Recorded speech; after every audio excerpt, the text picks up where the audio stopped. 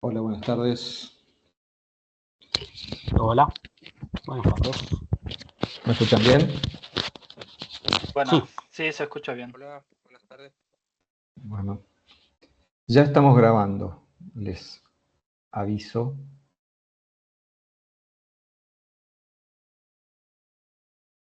Porque tuvimos, bueno, un problemita de gestión de autorizaciones. Pero bueno, ya estamos grabando. En 5 minutitos comenzamos a charlar. Esperamos algunos estudiantes que estén un poco más atrasados.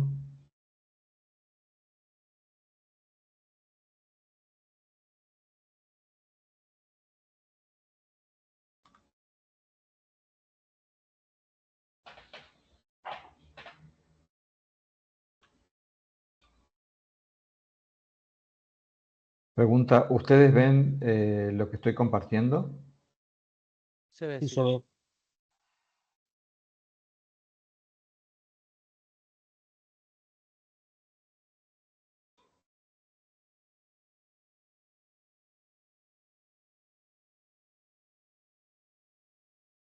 Buenas tardes, Romina.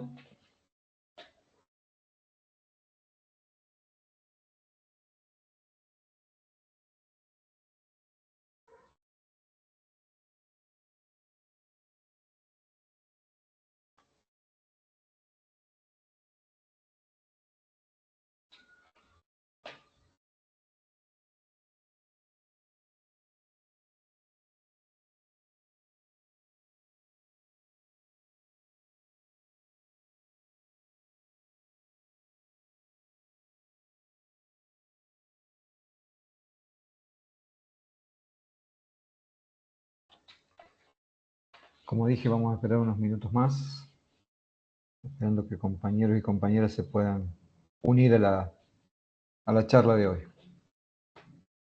Desde ya, muchas gracias a Manuel, a Salvador, a Romina, a Emiliano y a Matías por llegar a tiempo.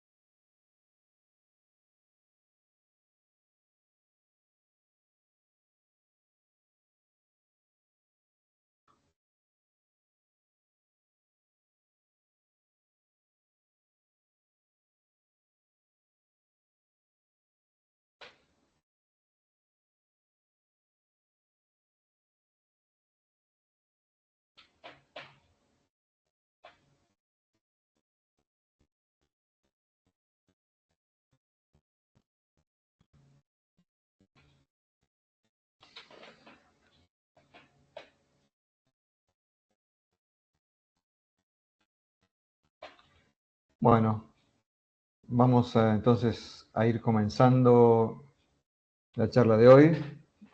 Gracias a quienes han asistido desde el comienzo, desde las 2 de la tarde, que era el horario, y bueno, un poco en respeto a quienes han llegado a tiempo, vamos a tratar de comenzar.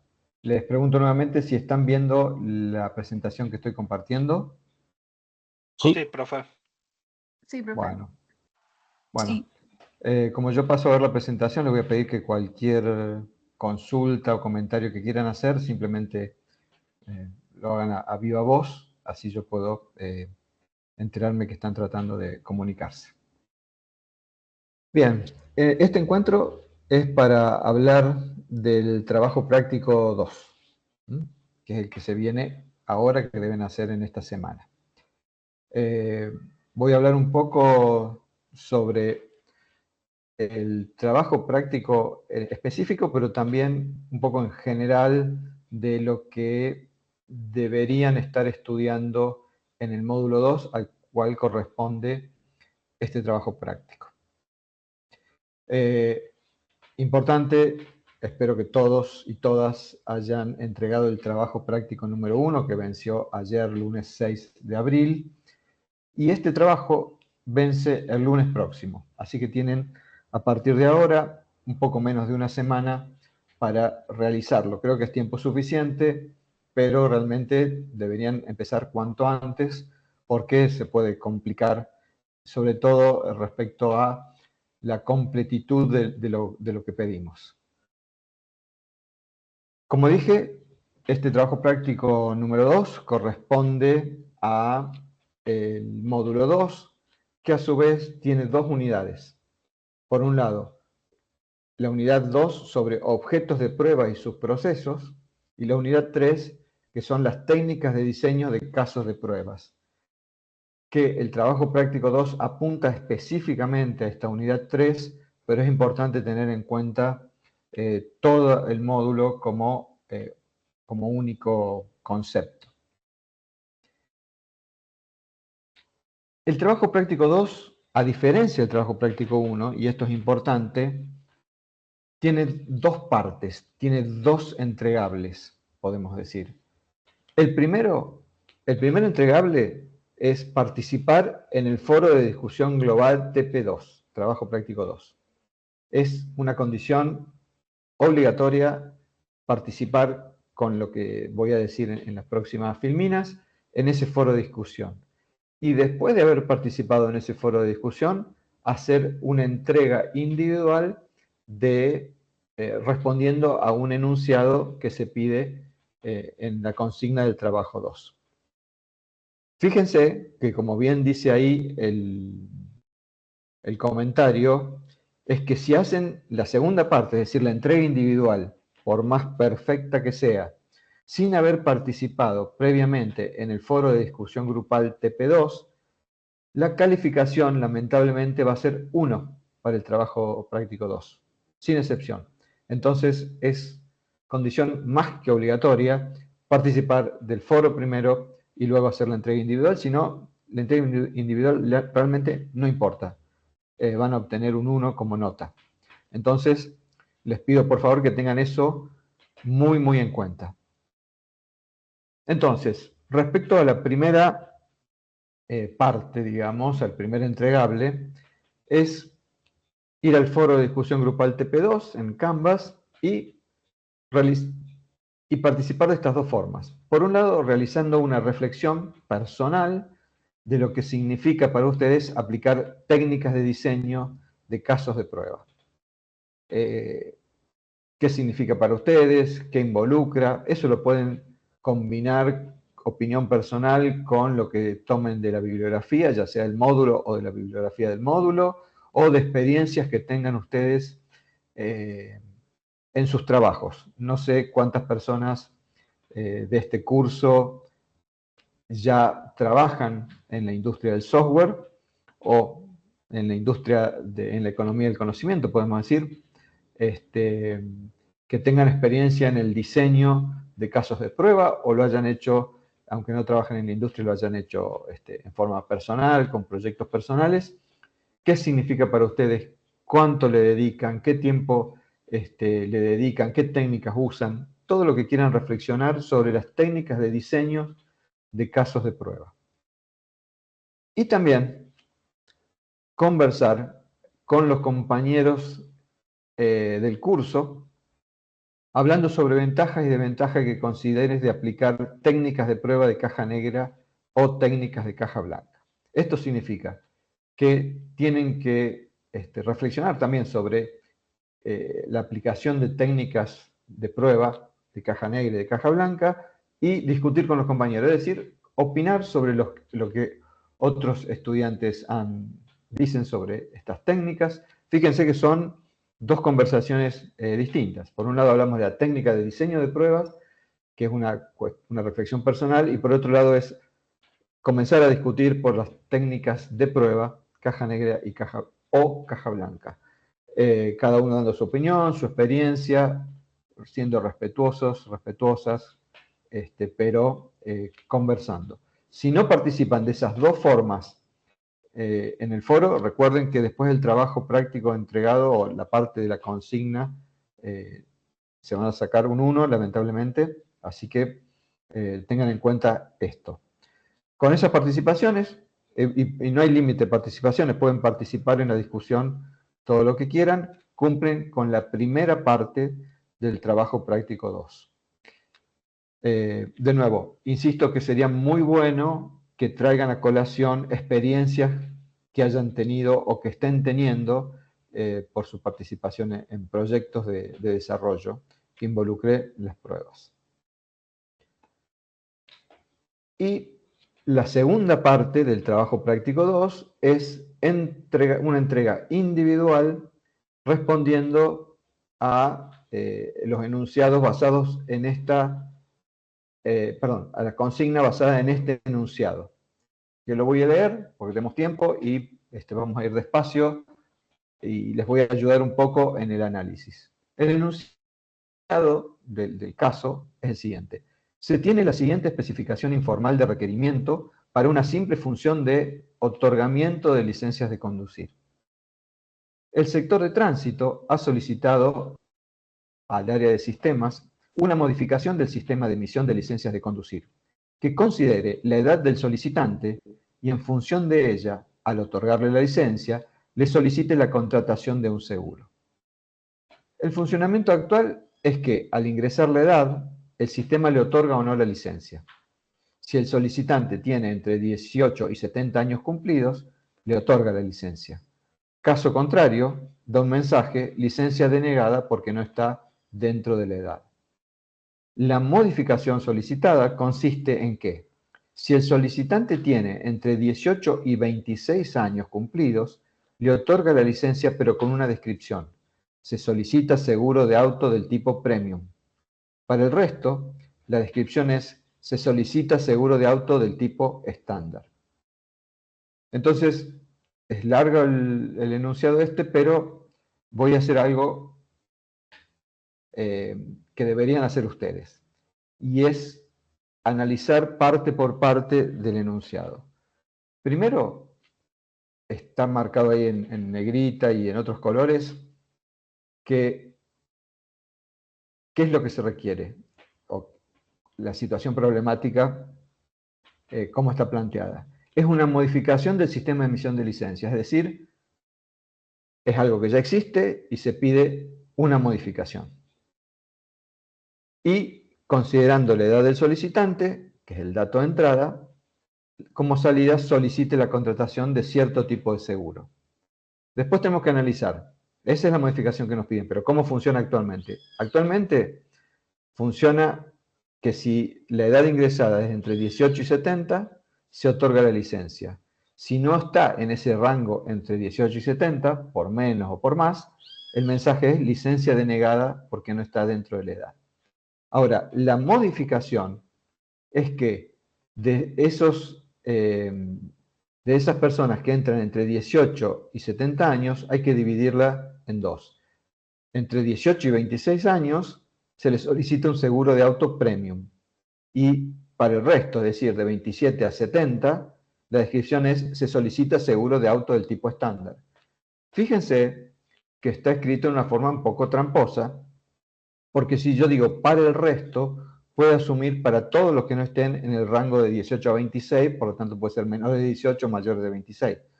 Pero uno interpreta, que es lo que tenemos que hacer como desarrolladores y desarrolladoras, interpreta que la modificación es solamente para el rango ya existente de 18 a 70 y se divide en dos, a uno se le pide un seguro de auto premium y a otro se le pide un seguro de auto de tipo estándar.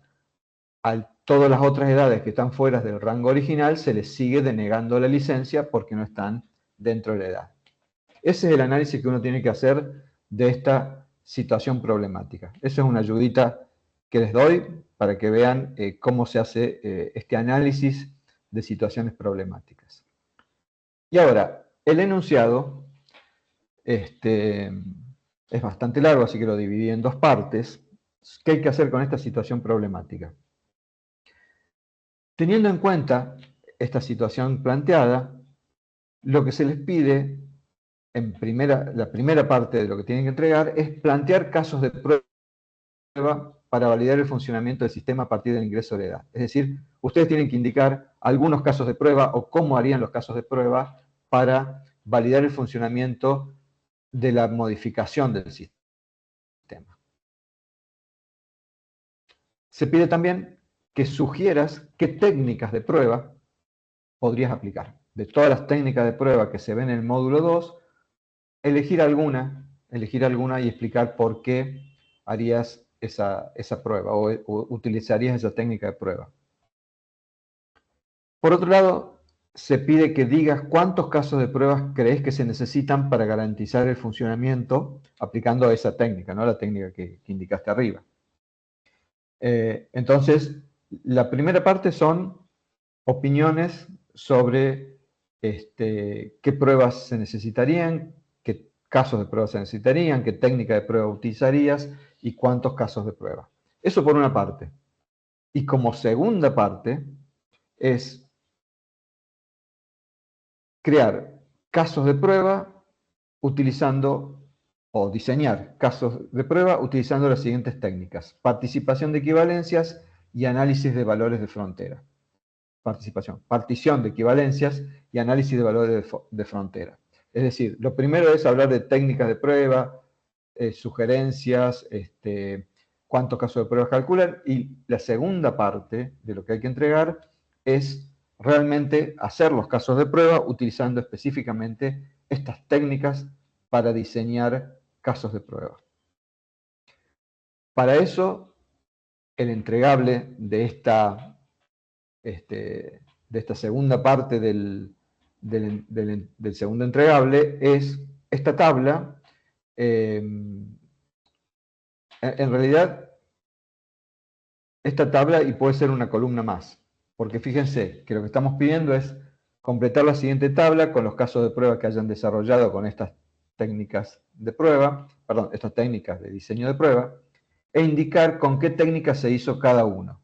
Es decir, que podría haber una columna más que indique con qué técnica se hizo ese caso de prueba, o se pueden hacer dos tablas distintas, una para los casos de prueba que se realizaron con partición de equivalencias y otra tabla para los casos de prueba que se hicieron realizando análisis de valores de frontera. La tabla es muy simple, es como generalmente se hacen los casos de pruebas: un identificador, eso lo eligen ustedes, cómo van a identificar los casos de prueba, el dato de entrada, que es la edad en este caso, el objetivo de la prueba, qué es lo que va a probar este caso, o sea, el valor del dato de entrada, el objetivo de la prueba, el comportamiento esperado, es decir, qué esperan que va a ser, y cuál sería el mensaje que emite el sistema, en el caso nominal o en el caso normal. Entonces, esto es lo que tienen que entregar como trabajo práctico 2. Vamos a repasar rápidamente. Es participar en el foro con los dos aspectos que dije, ¿no? Sugerencia de técnicas de prueba y, perdón, de diseño de prueba, o contar sobre qué técnica de diseño de prueba utilizan, y discutir sobre las técnicas de prueba de caja negra y caja blanca, y luego, como entregable individual, hablar sobre técnicas de prueba y específicamente para este caso, y entregar estas tablas de casos de prueba que hayan desarrollado utilizando estas técnicas. Hasta acá es el enunciado del trabajo práctico número 2. ¿Alguno tiene alguna duda? ¿Alguna persona tiene alguna duda respecto de lo que se pide? No. Todo claro. No, profe.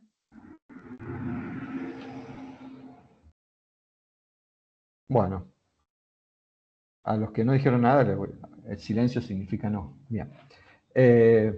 Bueno, es complicado el trabajo práctico porque son muchas partes, por eso digo que tienen una semana, un poco menos de una semana, hasta el lunes próximo para entregarlo. Cuanto antes empiecen, mejor, porque pueden encontrar algún inconveniente. Y ahora me gustaría hablar un poco sobre, para clarificar un poco sobre el trabajo que tienen que hacer, me gustaría hablar sobre lo que habla este módulo 2, que es largo, ¿no? Como dije, son 2 unidades, la unidad 2 y 3, y los textos son bastante largos, bastante complejos porque van introduciendo distintas técnicas, etcétera, etcétera.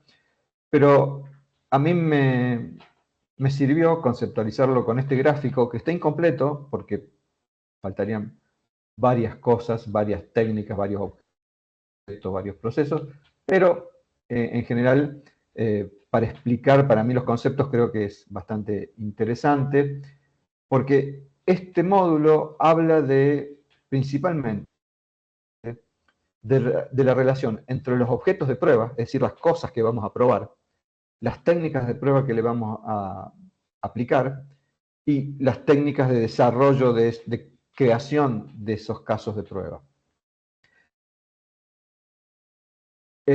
Yo no sé si ustedes ya hicieron la asignatura Ingeniería de Software, donde se habla de los procesos de desarrollo, de las metodologías de desarrollo. ¿Se la hicieron o todavía tienen que hacer? Yo no. Todavía no. No. Todavía no. Perfecto. Bueno, en las asignaturas de Ingeniería de Software, que no sé cuántas son, pero en todas estas asignaturas de desarrollo e Ingeniería de Software, van a ver que hay distintas metodologías para el proceso de desarrollo de software que todas tienen aproximadamente las mismas fases, quizás en secuencia, quizás en una forma cíclica, en distintas formas, en distintas secuencias, pero siempre está el análisis de lo que se va a hacer, el diseño de lo que se va a hacer, la implementación, es decir, la codificación en general, y luego el mantenimiento, es decir, la mejora, los arreglos, etc. Esto, en general, el proceso de desarrollo, estas son las fases que, como dije, pueden estar ordenadas de distintas formas según la metodología o el modelo de desarrollo, pero esas son las fases generales. Y todas las fases generan objetos de prueba. Nosotros por ahí cometemos el error de pensar con eso. Tenemos que probar software, pensar en el código. Voy a ejecutar el código y lo voy a probar. Pero en realidad, para asegurar la calidad, que también otra asignatura, la calidad del software, no solo tenemos que hacer pruebas sobre el código, sino sobre todos los objetos generados por las distintas fases del proceso de desarrollo. Del análisis van a salir documentos y gráficos, pero no van a salir código. Del diseño van a salir documentos, gráficos, quizás una maqueta, pero de nuevo no va a salir código. Pero todos estos son objetos de prueba que nosotros tenemos que validar, que tenemos que probar, que tenemos que mejorar su calidad. Entonces, las técnicas de prueba que vamos a aplicar a estos objetos de prueba dependen de la característica del objeto de prueba. Por supuesto, si es un documento, no voy a poder hacer lo que se llama la técnica de caja negra. No le puedo ingresar valores y esperar resultados porque es un documento. Obviamente, en un documento, una de las técnicas de prueba que va a funcionar son las revisiones. Reviso el documento y vamos encontrando errores o se hacen pruebas de diseño junto con el diseñador para ver qué otros diseños posibles existen. Se hacen inspecciones. A un prototipo quizás se le puede aplicar técnicas de caja negra y de caja blanca, también inspecciones, también revisiones. Pero de nuevo, las técnicas de prueba, que son muchas, se aplican a los distintos objetos de prueba según la característica del objeto de prueba.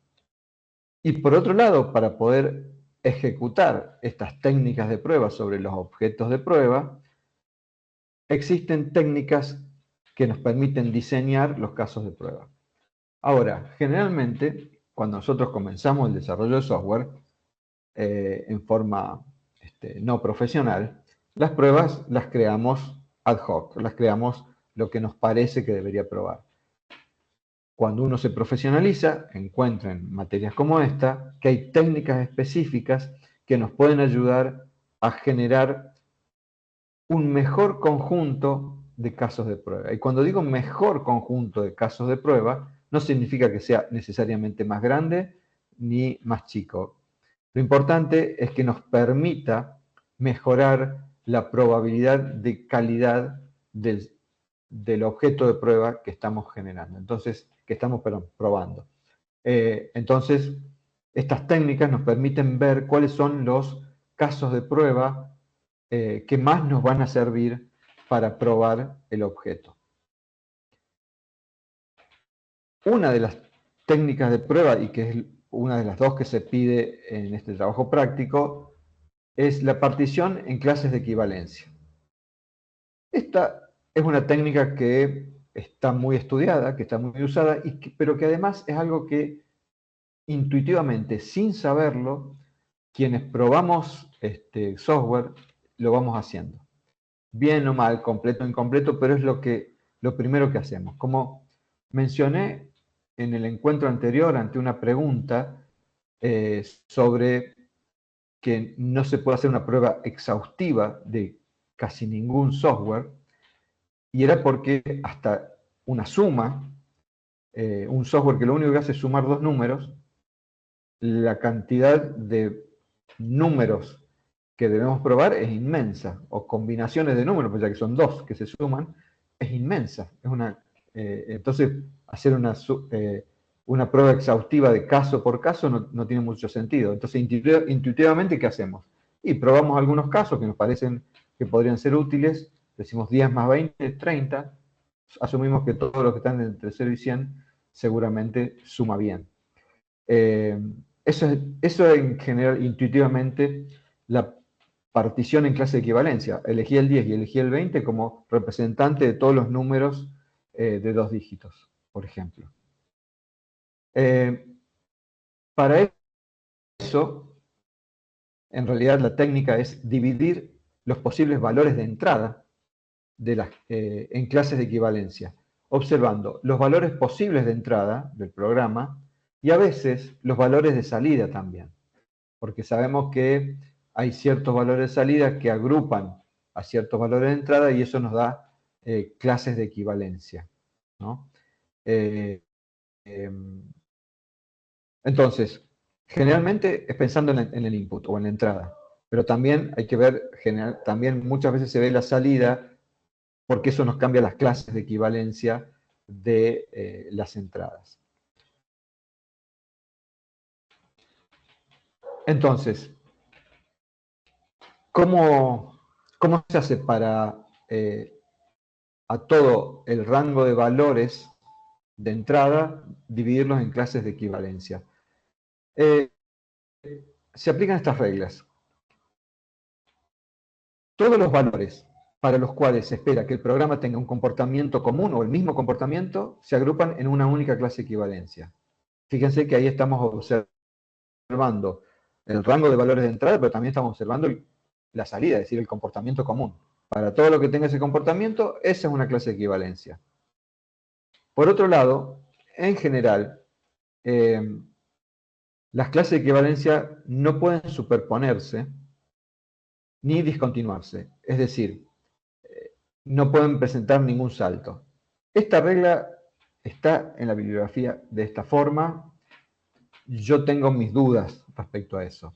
Primero, porque estamos asumiendo un comportamiento determinístico del programa, mientras que algunos programas tienen comportamiento no determinístico y entonces para el mismo valor va a tener salidas distintas, dependiendo de distintas razones, quizás el azar. Entonces, un mismo valor puede estar en dos clases de equivalencia, ya que se espera un comportamiento diferente para ese mismo valor. Y por otro lado, el problema de discontinuación es medio raro porque nunca los valores son continuos y menos en el mundo de la computación. Así que uno podría decir, bueno, pero los enteros entre 1 y 10 no son continuos. Están todos los enteros entre 1 y 10, pero faltan los valores reales entre cada uno de los números. Así que tómenlo con pinzas. Simplemente tienen que pensar que las clases de equivalencia son un grupo de valores y que son en general cercanos entre sí, pero no necesariamente no pueden discontinuarse. Y cuando hablamos de números es fácil hablar de continuidad, pero cuando hablamos de otro tipo de entrada, como nombres, no podemos hablar mucho de que no pueden discontinuarse. Por otro lado, las clases de equivalencia, tengan en cuenta esto, que pueden ser o un rango de valores, es decir, entre 0 y 10 o 0 y 100, o puede ser un único valor, ¿no? Un único valor, ya sea numérico o de otro tipo, puede ser también un valor aislado que es una clase de equivalencia por sí mismo. Y también, muy importante, las clases de equivalencia no solo son para el rango de valores válidos, sino también se hacen clases de equivalencia para entradas no válidas.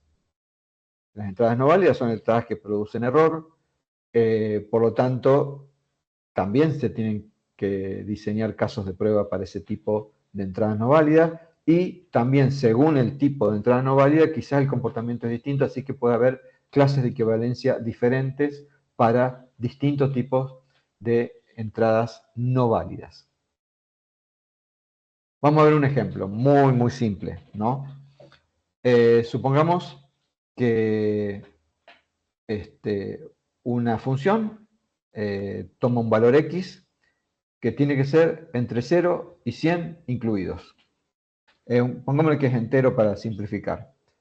Un entero x que tiene que ser entre 0 y 100 incluidos, como dije. Con ese dato ya dividimos en 3 clases de equivalencia. Podemos dividir en 3 clases de equivalencia o podemos dividir en 2. Eso depende del criterio, no es muy fijo, pero vamos a dividirla en 3. Una es para los valores que son menores que 0, por lo cual son no válidos. Otra para los valores válidos, es decir, los que están entre 0 y 100. Y otra para los que son mayores que 100, que también son valores no válidos. Yo dije que acá podemos dividirla en 3 o en 2. ¿Cómo harían para dividir en 2 clases de equivalencia? ¿Cómo habrían dividido ustedes?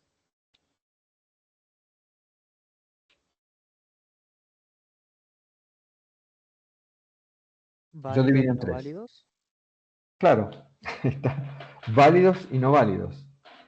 Va en contra de la regla que dice que las clases de equivalencia no tienen que ser discontinuas, pero uno podría tranquilamente establecer los valores válidos están entre 0 y 100, esa es la clase de equivalencia. Y la otra clase de equivalencia son todos los menores de 0 y mayores de 100, y esos son los valores no válidos. ¿Sí? Los valores numéricos no válidos, uno podría decir, o los valores numéricos con el formato numérico admitido, pero con valor no válido. Podrían ser 2 clases de equivalencia. Acá yo elegí 3 para cumplir el tema de que no sean discontinuos. Pero como bien dice la filmina, se pueden definir otras clases de equivalencia con valores no válidos. Una, entradas no numéricas. ¿Qué pasa si el usuario, en vez de poner en un número entero entre 0 y 100, o no válido entre menor que 0 o mayor que 100, pone una letra o una palabra? ¿Cómo reacciona la función? Tenemos que probarla. Por otra, también a veces se puede elegir números muy, muy grandes y muy, muy chicos, tratando de buscar los límites, ya sea del almacenamiento, de la variable, porque los tipos de variables tienen, en general, para distintos sistemas operativos, distintos límites de cuántos valores podés poner. Se podría buscar también en esos límites que van más allá de la función, si no son algo del sistema operativo o del hardware. Y otros formatos numéricos no permitidos, qué sé yo. En este caso dije que eran enteros, podríamos poner un número decimal y ver qué es lo que pasa. Entonces, en realidad, uno podría, de base, decir, hay 2 clases de equivalencia, válidos y no válidos. Pero entonces podría analizar un poco más y empezar a definir más clases de equivalencia para tratar de incluir muchos casos de pruebas que chequeen todas las posibilidades. Entonces ya tenemos las 3 clases iniciales que di, más otras al menos 3 o 4 clases que son entradas no numéricas, números muy grandes o muy pequeños y formatos numéricos no permitidos. De esa forma, me queda esta tabla para la variable x, y fíjense qué cantidad de casos de prueba que hay para una sola variable, ¿no? Imagínense cuando tenemos muchas variables para ingresar, las combinaciones rápidamente hacen crecer la cantidad de casos de prueba. Y en este caso tenemos los 3 casos de prueba, equivalencias, la clase de equivalencia originales, que van en la x entre 0 y 100, la x menor que 100 y la x mayor que 100. Y también dije la x que sea un valor no numérico, que sea un número muy grande, que sea un número muy pequeño o que sea de un formato numérico no admitido. Para cada una de estas clases de equivalencia, lo que se hace usualmente en esta técnica es designar un valor representante. Ese va a ser el valor que le vamos a pasar a la función y ver que nos retorne lo esperado. Fíjense que esta tabla todavía le falta una columna que no la he puesto porque no sabemos qué hace la función. Estamos hablando del rango de entrada. Pero en la columna siguiente deberíamos decir qué esperamos que retorne la función para ese valor representante. Entonces, si el ingreso 50 es un valor válido y debería retornar algo bien. Si el ingreso menos 10 no es válido, debería retornar algún error. 180 lo mismo. No numérico, elegí un representante, una letra A o una string A, como quieran. Un número muy grande, 10 millones, un número muy pequeño, menos 10 millones, y un formato numérico, un 2,5, por ejemplo. En ese caso, uno podría decir, son los representantes de una clase de equivalencia. Con eso está bien aplicada la técnica de creación de casos de prueba basadas en clases de equivalencia. Eso generalmente es suficiente, pero los que tenemos experiencia en las pruebas sabemos que hay algo más. Y ese algo más es los valores límites o valores de frontera. Cuando tenemos rango de valores, como en el caso que estamos tratando en el ejemplo, cuando tenemos rango de valores, sabemos que las implementaciones pueden tener problemas en los valores límites. Por ejemplo, cuando estoy hablando acá entre 0 y 100, el 0 está bien implementado o no. El límite 100 llega a 99, a 100, 101. Esos límites generalmente o no están bien definidos en las especificaciones, o se interpretan distinto o se implementan mal. Hay varias posibilidades. Entonces tenemos que comprobar si los límites han sido implementados correctamente y si han sido interpretados e implementados correctamente. La experiencia, como dice ahí, demuestra que con mucha frecuencia los errores tienen lugar en los límites de los rangos de los valores. Es la experiencia clásica que ahí es donde hay más problemas. No es que sean los únicos, pero ahí es donde hay generalmente más problemas. En realidad esta técnica utiliza clases de equivalencia, pero la diferencia principal es que los valores representantes ya no son uno por clase, sino que se buscan cerca de los límites de las clases de equivalencia. Entonces, lo que se va a hacer es, en vez de elegir un representante cualquiera de la clase de equivalencia, es buscar para cada rango que haya, para cada rango que encontremos, el límite inferior y el límite superior. Y para esos límites, restarle al límite inferior el menor incremento para ese valor. Si son enteros, el menor incremento será 1. Si son decimales con 2 decimales, será 0,01, etc. Pero se le resta al límite inferior y se le suma al límite inferior. Luego se agarra el límite superior, se le resta un delta, se le suma un delta. Y de ahí salen 3 valores por cada límite, ¿no? 3 valores para el límite inferior y 3 valores para el límite superior. Más claramente vamos a ver este ejemplo, que es similar al anterior, pero ojo, ahora son decimales con 2 valores decimales después de la coma, ¿no? Entonces, tenemos un descuento, un porcentaje, pero el valor posible de ese descuento es entre 0,00 y 100,00 incluidos. Repetimos lo mismo que hicimos con clases de equivalencia anteriormente. Las clases de equivalencia acá, para los valores numéricos válidos, ¿no? Dejemos de lado las otras por ahora, son, como dije, x menor que 0,00, x en los valores del rango y x mayor que el valor máximo del rango. Eso está igual. Ahora, cuando usamos la técnica de definir casos de prueba en base a partición en clases de equivalencia, uno elige un valor representante de cada uno de estos 3 clases de equivalencia. Por ejemplo, podríamos elegir -10 para el primer rango, 50 para el segundo, que es el adecuado, o sea que es válido, y otro inválido sería el 150, por ejemplo. Ahí tenemos 3 y con eso ya estaría la técnica de clase de equivalencia. Pero si analizamos los valores de frontera, ¿con qué nos vamos a encontrar?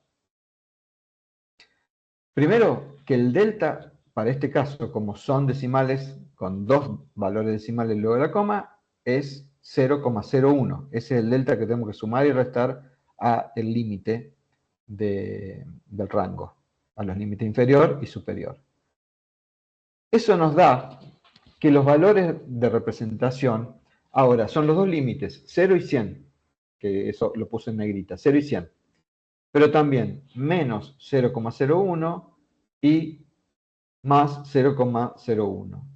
Y para el límite superior, 99,99 y 100,01. Fíjense que ahora, en vez de tener 3 valores representantes, 2 inválidos y 1 válido, tenemos 6, que son 2 inválidos y 4 válidos. Se suman muchos valores representantes, con lo cual se suman muchos casos de prueba. Pasamos de 3 casos de prueba a 6. Pero ahora estamos haciendo una prueba un poco más fina que elegir cualquier representante de cada uno de los rangos o cada una de las clases de equivalencia, buscando ahí si hay un problemita en la implementación de los límites, porque sabemos que es mejor probar el 0,01 que el 50, porque si hay un problema está ahí cerca, o es mejor probar el 0,00 que el 50,00, porque sabemos que si no hubo problema con el 0,01 es difícil que haya un problema con el 50. Algunas personas, ante esta explosión de casos de prueba, dicen, pasamos de 3 al doble, podríamos simplificar, y lo que hacen es elegir solamente no 3 representantes por un límite, sino 2, que pueden ser el valor límite y uno inválido. No usan, por ejemplo, este sería el caso del 0,01 y el 99,99, son valores válidos, están dentro de los límites, entonces generalmente no los usan y dicen, acá voy a tener 3 casos de prueba. El menos 0,01, que es inválido, y va a ser el representante de esa clase de inválidos menores que 0, el 0,00, que es válido y está en el límite, el 100,00, que es válido y está en el límite, y con esos dos representantes asumo que todo lo que está en medio está bien implementado, y el 100,01, que es inválido y representa justo el límite, pero de los inválidos. ¿Quedó claro esto? ¿Quedó claro estas dos técnicas de generación de casos de prueba, pero que son una derivación de la otra, o sea, son muy similares? Se hacen separación en clase de equivalencia, pero después la modificación acá es en los representantes que se eligen. Sí, Luciano. Sí, profe, buenas tardes. Disculpe la interrupción. Yo ya avancé con el trabajo práctico. Utilicé estas técnicas de prueba en mi trabajo práctico. Lo que no hice fue declarar así específicamente las clases de equivalencia. O sea, lo comenté en un párrafo y luego hice los casos de prueba, pero no declaré así específicamente las clases de equivalencia. ¿Debería hacerlo para que sea correcto el trabajo? No es necesario. Fíjate, a ver si la tablita, volvamos un poquito para atrás, la tablita pedida. Esa está, no habla sí. Claro, no habla de clase de equivalencia. Dice el identificador, el valor del dato, el objetivo de la prueba, el comportamiento esperado y el mensaje esperado. No hablamos de clase de equivalencia porque es la técnica que usamos y acá está expresado, digamos, de una forma para que ustedes puedan entender, pero no se pide eso en el trabajo. Muy buena pregunta porque nosotros como profesores vamos a hacer el paso anterior y decir, mira, estos son los representantes de estos rangos y clases de equivalencia, que son, ya lo habrás visto, relativamente sencillos, digamos, porque es un valor, digamos. Sí, Tiene su en mi complicación, caso, pero es un valor. en mi caso utilicé esta técnica y valores de frontera. Bien, bien, bien. Sí, sí. Perfecto. Excelente, Bueno, excelente. gracias, profe. Muy bien, gracias por permitirme aclarar eso, que no hay que hablar de clase de equivalencia, hay que usarlo, pero después la tabla queda con esa intriga. Consulta. Sí. En caso de que se hayan puesto las clases, ¿hay que sacarlas o se pueden dejar? Ah, déjenla, obviamente. Ah, ok. No hay problema, no hay problema. Simplemente si no las pusieron, no las agreguen, y si las pusieron, mejor. Me Está bien, ahorran perfecto. la conexión entre una o dos neuronas, nada más. Gracias. ¿Alguien más? Luciano, quedaste con la manito levantada. Bueno, fíjense que hay que tener cuidado con las clases de equivalencia. Hay que pensar también en los valores no válidos posibles de esta función que nos piden modificar de asignación de licencias de conducir. Los no válidos también tienen que pensar en eso. Y considérense afortunados que hay un solo parámetro de ingreso, ¿no? No hay dos parámetros. Obviamente es un caso muy de laboratorio, muy de trabajo práctico, porque en la realidad siempre se complica, siempre a una función. Bien, ya para ir redondeando, agradeciéndoles que hayan asistido a esta presentación y avisándoles a todos que queda grabada esta presentación. Recuerden que el entregable tiene que ser el entregable individual, vamos a hablar bien, tiene que ser subido como un archivo en PDF, con un correcto tipo de letra, Verdana 10 o 11 o similar, con cierto interlineado, y que tenga una portada donde diga, que represente que es del siglo XXI, diga quién es el estudiante, diga qué es lo que está presentando. La otra parte es el planteo de casos de prueba, técnica de prueba y cantidad de casos propuestos, que habíamos dicho que es la primera parte donde tienen que expresar qué es lo que harían. Y la tercera parte son esta tabla o tablas de casos de prueba concretos. Digo tablas porque por cada técnica que utilicen podrían hacer una tabla diferente, o pueden poner todo en la misma tabla e indicar en una columna extra con qué técnica desarrollaron ese caso de prueba. Bien. ¿Qué es lo que se viene de los eventos? Recuerden, trabajo práctico 2, hay que entregarlo el lunes próximo. Luego tenemos un encuentro el martes 21 por el trabajo práctico 3. Ya después pueden empezar el segundo parcial entre la quinta y la octava semana. El trabajo práctico 3 se entrega el lunes 27. Y al otro día, como pasa acá con el 1 y el 2, está el encuentro por el trabajo práctico número 4, que se entrega al lunes siguiente, que es el lunes 4. Es decir, entre el trabajo práctico, la entrega del trabajo práctico 2 y el encuentro 3, hay una semanita ahí de un poco de relax, o para hacer el parcial o para ir pensando en el trabajo práctico 3.